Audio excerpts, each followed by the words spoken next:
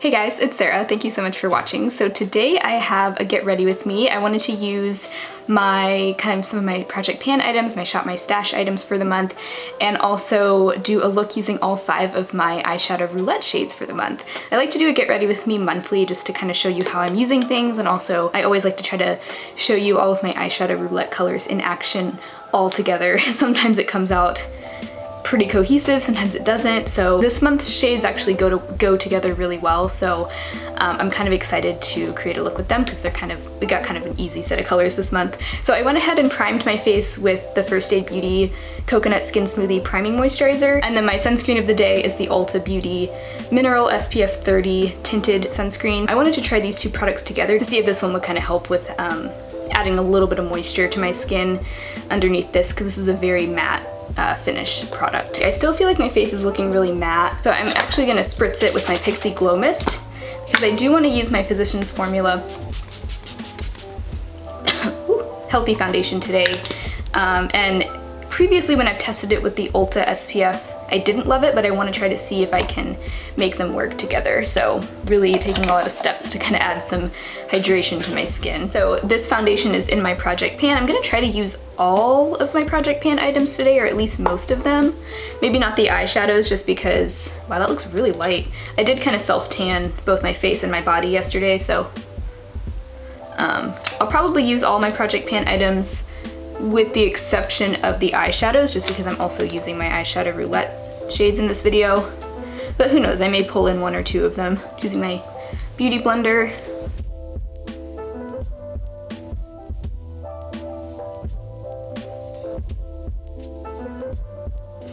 Okay, so that looks pretty good. It's kind of matte still. I mean, it's definitely, this sunscreen is just like very persistent with its matteness. Like, it's hard to kind of counteract it with like moisturizing primers and stuff. And I don't like to put primer on top of it because I feel like it kind of like messes with the SPF itself. So I usually do primer and then this, then I really let that sink in for like a good 10 minutes or so, and then I go in with my foundation. And I mean, it definitely looks very matte, but I don't think it looks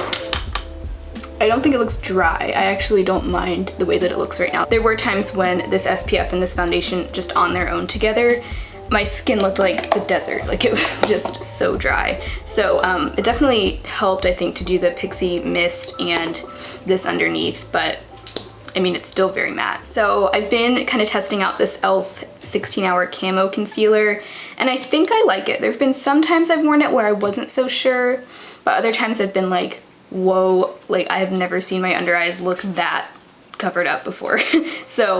So far I think I like it. Definitely the highest coverage concealer I've ever tried. Still not 100% full coverage, but it's the highest coverage one I've tried. And it's probably about as full coverage as it gets. There was one day that I tested the e.l.f. Camo concealer under one eye, and then I had the Too Faced Born This Way concealer on the other eye because I wanted to see which one was more full coverage. And I filmed a video that day and I couldn't really tell the difference in real life, but when I went back to edit the video, I felt like the e.l.f. side was definitely more covered looking. Like, you could see a little bit more darkness under the Too Faced side, so I was pretty impressed by that. It was a pretty subtle difference, but I really do feel like when I wear the e.l.f. one, I just notice more coverage than I do with whenever I'm wearing the Too Faced one.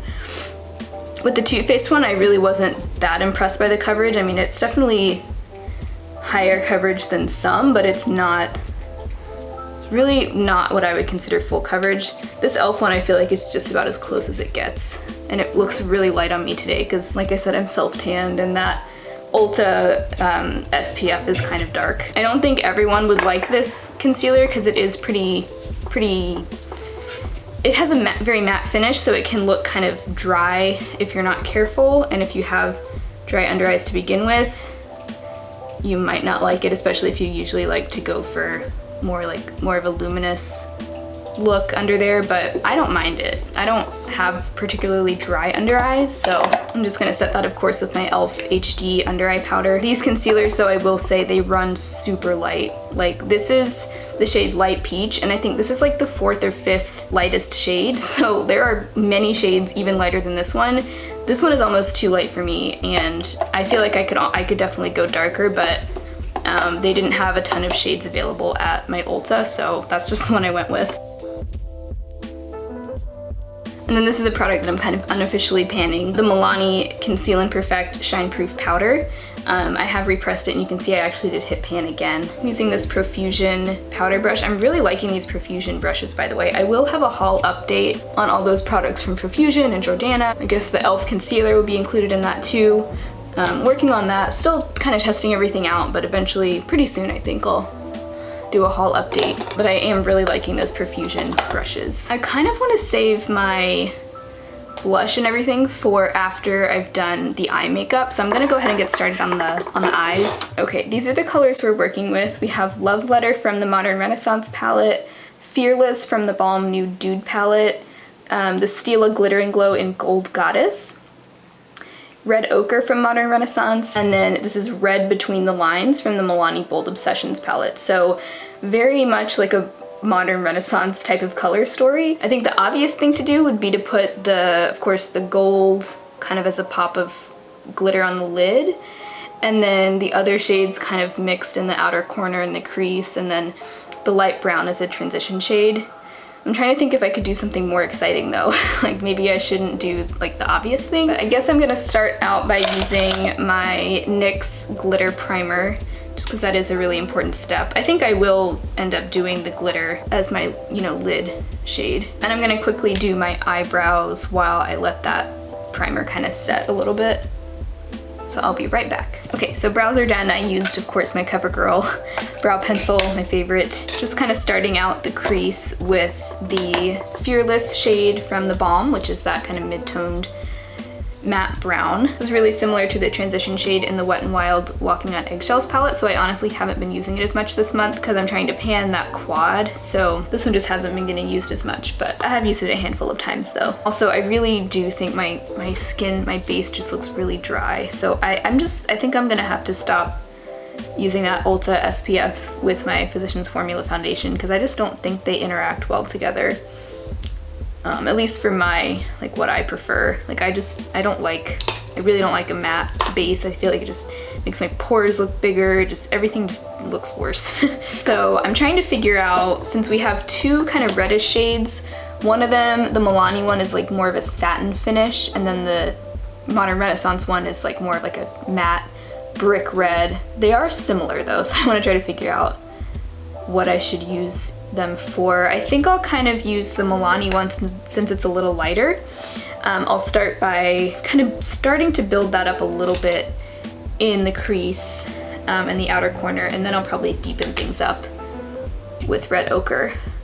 I think I am probably gonna just go the obvious route with these shadows because I think it'll look really nice. Now I think I'm gonna go in with Love Letter, a kind of fuchsia color, with more of a detail brush and kind of start building that up in the outer corner.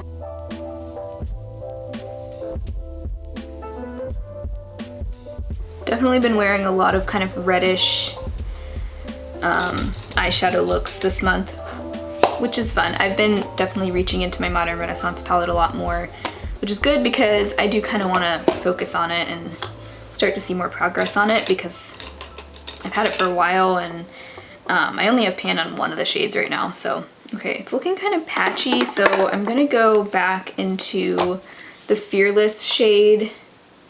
Not Fearless, Flawless. All these shades start with an F, so I just get them all confused. And kind of blend things a little bit.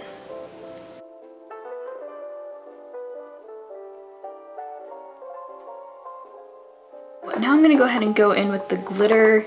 I feel like this Stila glitter is already drying out on me, and I've only had it since I think I bought it November of last year. So, and I haven't used it that many times, so I'm kind of what? I don't know. It's definitely still working. Actually, I did pick up quite a bit that time. There have been times where I've dipped it in and nothing came out on the applicator.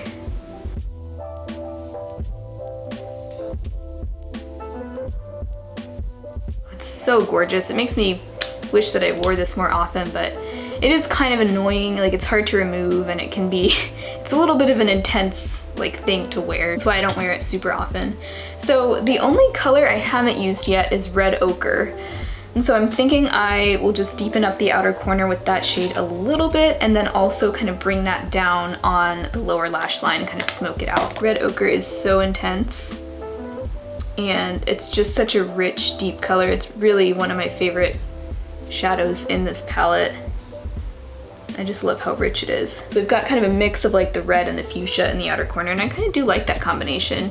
Usually I would just go one or the other, but obviously since I had to use both today, I've got kind of a mix, which I think is pretty. So I think I'm gonna mix Red Ochre with Cypress Umber on that same brush and just kind of smoke that out. I don't want to go like completely red on the lower lash line because I don't want to look sick.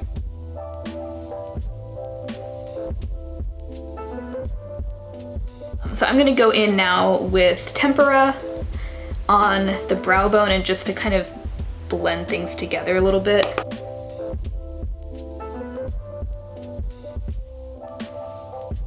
I think I'm gonna go ahead and spritz some Glow Mist to kind of finish everything off before I do like liner and mascara.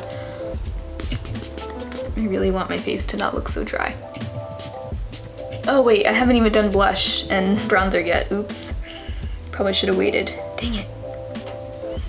Oh well. So I'm just gonna go ahead and do some mascara. This is my CoverGirl Exhibitionist mascara.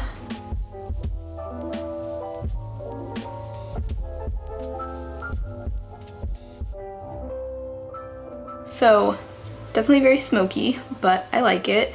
I am going to just do a little bronzer. I'm just gonna use my Milani Baked Bronzer in Dolce. This is the one that I picked out for my Shop My Stash this month. I've been kind of liking just bronzer and no like real heavy contour.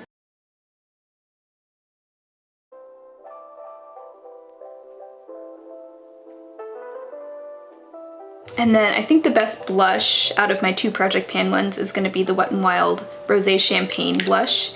I think it'll, oh my gosh, the lid is like hanging on by a thread right now. Just not even staying together. I guess the sticker kind of keeps it holding on. The highlight I want to use is, of course, my Becca Champagne Pop. This was also in my makeup basket this month and last month. I just can't stop using it. It's so nice. It's just so beautiful. And I feel like this looks so good on camera too.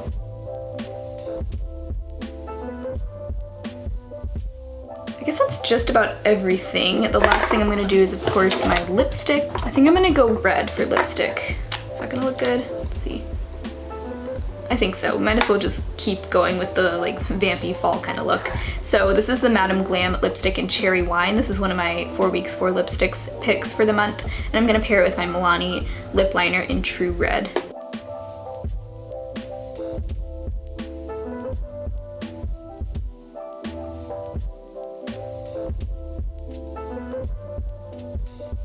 Oh, by the way, I have been tallying all of my Project Pan product usage this month, and it's been actually easier than I thought it would be. I've just been keeping a list in my notebook, just keeping it right near my vanity, and so I'm gonna go ahead and tally everything that I use now so I don't forget. So I guess the only Project Pan items I used this time around were the Wet n Wild Rosé Champagne Blush and the Physicians Formula Healthy Foundation. And I also am gonna tally my lipstick that I used, because I want to make sure I use each of those 4 lipsticks twice this month.